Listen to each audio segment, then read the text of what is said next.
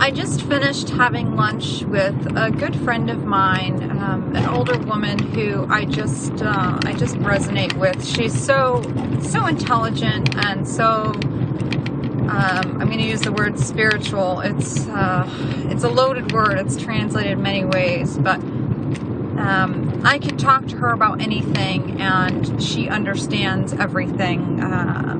If that makes sense to you. That's how she is. She's very accepting, very open-minded, and therefore very spiritual. So she's very much in tune and in touch with that. Take it however you can. I know it's ambiguous. But the topic came up as far as I made the comment where I said, you know, our species has a very hard time coping with our way of life. And what I was referring to was a friend of mine who is of Native American blood, but he's also a hunter. And this past year, he, just because of roadkill, there was a mother deer that was hit by another car, and the fawn was left by the wayside. And he actually nursed this fawn back to health. And you can already see where this would get complicated for him. He is a hunter, he hunts deer, and yet in this one summer, he put in the effort of being mother deer or father deer, however you want to view it, but he put in the time to be the parent of this baby who desperately needed help. And so, as you can guess, he told me how the following season was very difficult for him. And he would tell me how every time he would go out to hunt, it was always in the back of his mind as to whether or not the deer he had within his sight was the one that he had helped raise. And that was when, after telling her the story, I made the comment, which spurred the next conversation, where I said, you know, we just make things so complicated. It's our, you know, intelligence is really a burden in the end. It ends up just making you aware of things that become bothersome and really make you question everything about who and what you are. And that's what raised the interesting question, where she was completely on the same page, and she said, you know, it really does make you wonder, and it's not the first time it's been brought up, but it really makes you wonder what our purpose is. And what I mean by that more directly is, why on earth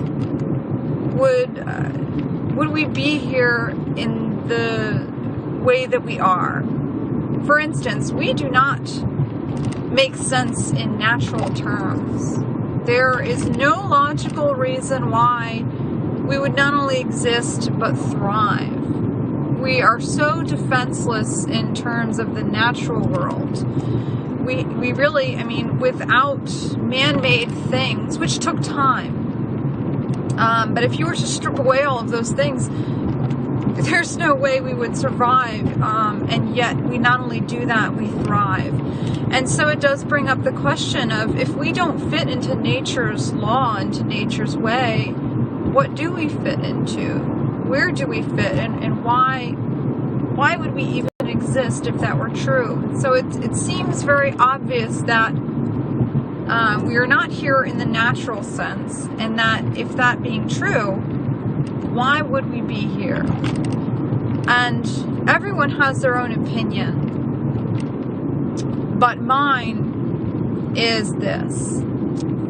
If you think about it rationally, why would you have a species that was so much weaker, so much slower, just not at all a species that would survive on its own? Why would you create this seemingly inferior species of animal, humans, and yet give them so much intelligence that they become acutely aware of these problematic paradoxes, these things like food? Why would it even exist? It seems very unnatural why you would want to burden yourself with high intelligence, because let's face it, intelligence is a burden. The idea of ignorance is bliss is so very true on many levels. Why bother with intelligence? I mean, really, we live and die. Why bother with it? So it raises the question of the why. And in my opinion, I think we have a specific purpose that only makes sense for that intelligence. And that is, I think we are meant to be shepherds. And there are many religions that describe this. And I'm not saying that because they said so, it makes it true. But it is an undeniable coincidence. And not only that, it also goes with that rationality of, if we were not meant to be the fastest and strongest animal, why would we be given so much intelligence that we are burdened by our existence and the constant questioning of why for everything? That's not practical in the natural world. And yet it is everything that we are. So why would you have that ability? And in my opinion, it is because we are shepherds. We are meant to make the world a better place. Now, we do have the power to make it an awful place. And unfortunately, we seem to do that more often. But in the balance of things, we were talking about balance. And she talked about it in the sense of energy, and I backed her up with the scientific end. She said that her belief was there is more negative energy in the world than there is positive. And that is the quote-unquote balance. Because the true balance is really an offset. And that's why you're constantly fighting for the right thing, or for truth, or for goodness. That's why it's always a fight, because you are outnumbered in the natural sense. And science backs this up with matter and antimatter. There is more antimatter than there is matter in the world. And in the end, antimatter will win.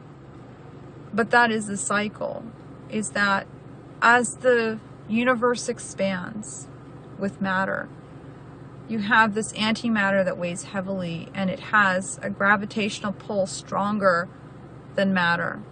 And eventually everything will slow down to a point where antimatter starts to take hold. And then the universe will start to contract and fall in upon itself, because antimatter will win. And so it will begin to crush itself and crush into that tiny point just before the Big Bang, before it starts all over again. And that's the cycle. The only thing that is from everlasting to everlasting is energy. And this is all the workings of energy. Energy is an endless cycle, life and death of recycling particles and continually doing so. There is the same amount of energy in the world as there ever was. It's the same energy. It just gets reused. And so, with that being said, with the negative and positive always being in a slight imbalance, that's the way things are. And so you look at the natural world and you say, wow, it really is an unbalance in a way. Nature can be so cruel. Are we meant to fight that? Are we meant to be the positive in the negative world? To try and fight it, to balance it out? And that's what I meant by being shepherds. Are we meant to take the cruelty out of the natural world and make it better? And we do this through services, through things that we do to help others, regardless of the species. And like with the hunter, the ability to put down your arms and recognize that there is something more important here, and that is life. In that instance, he was not in a survival situation, and so it's different. And that's really been my whole premise for my way of life and diet, is if I'm not in a survival situation, then I have no need for indulging in survival things, such as consuming others. Now, when I do reach that point of survival, if things really do go badly in the world and I'm put in that position, that's different. Because that is the way it's supposed to be. If you are too numerous, you have to lower the numbers, and unfortunately that's the only way to do it. But when times are good, when food is plentiful, you are to respect life in the sense that you don't take life unless it is absolutely necessary.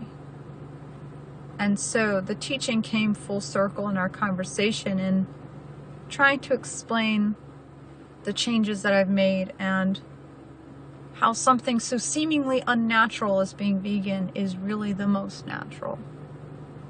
And that as human beings, we are not here to make the world a harder place to live. I think we are truly here to offset that negative balance, to really put a positive into it and make everything just a little bit better. So it's just not so painful. So it's a bit more enriched. And isn't that what intelligence is for? Enrichment, enlightenment, not destruction.